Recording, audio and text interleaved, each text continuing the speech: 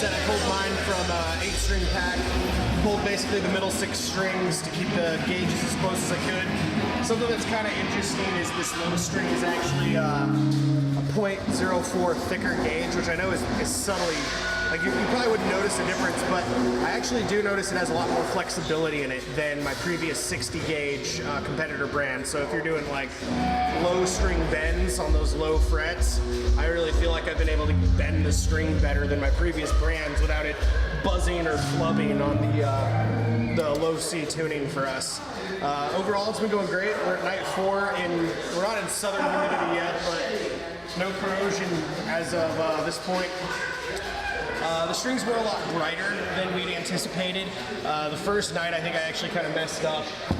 The tone of my amp just felt really light and weak and happy. I don't know, I wanted it heavy and chunky like I normally do. So I took some time on the second night in Bangor, Maine to actually dial it in, and I kind of at least personally learned a lesson. If this is fact to all of you YouTubers out there, you know, I learned something at least. The brightness of the tone is significantly more controlled in the amp, but the clarity came from the strings. So once I was able to get the treble pulled out of the mix and adjust the mids and the bass to the point where it sounded heavy and a little darker for me as well. What was cool is the strings were a lot clearer than our previous brand. So we use a lot of like dominant 9th chords, 13 chords, and dominant 7th chords, which in a drop tuning, since you have your 2 octaves typically played at any given point, you don't always hear the subtleties in the chords. And I feel like we were able to pull that out in the mix a little bit once I got it dialed in. So even though my initial impression was these strings were too light, I ended up really liking them. And we're on day 5 and they seem to be holding up. In fact, you can see I put a chip in the top of my guitar last night. I kept whacking it into a pole that was hidden behind a drape on stage left. Every time I knocked the guitar into it, it didn't go out of tune. I don't know if that's the strings or a reflection on the guitar, but either way, I like a setup that can take a beating and come back asking for more. That's where we're at. 20-something days left to go. Call the film. Now there goes the guitar. But see, I don't want to talk too loud and then it sounds like I'm screaming when they stop. Maybe that's better that way.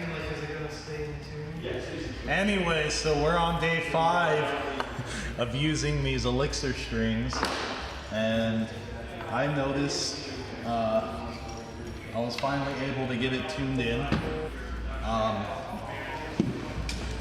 We don't really have a whole lot of time to mess with settings while we're out on the road because, you know, you gotta set up and then play and then get off. You don't really have time to tweak.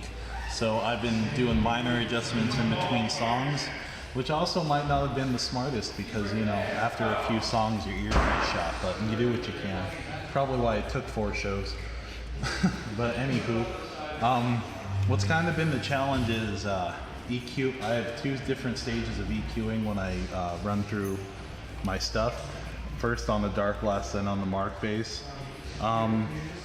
So if you move something too much here, it really affects it on there, and vice versa. And I plug in direct for the board for the sound guys.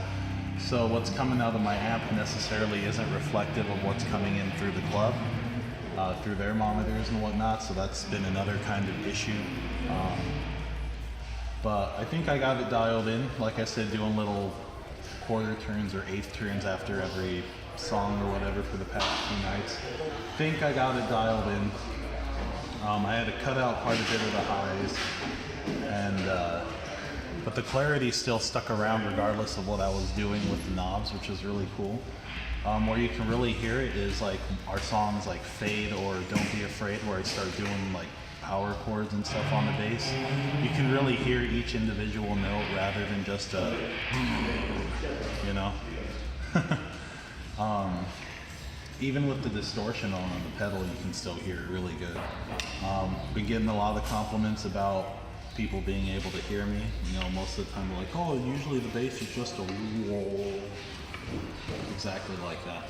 But but they're like, they could distinctly hear the different notes and stuff. I know Alan said he could feel the sliding around on the Polyweb coating. I don't really feel that so much on my bass. It doesn't feel super slick to me. There's no corrosion or nothing like that yet. No dings on the strings. I know sometimes, especially on my Spectre bass, sometimes I'll get little cuts down here, which probably isn't, you know, a good thing.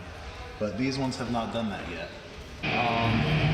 Hopefully in the next couple days when we have more time, I can actually give you guys a little bit of a demo of how it sounds and how I got it dialed in.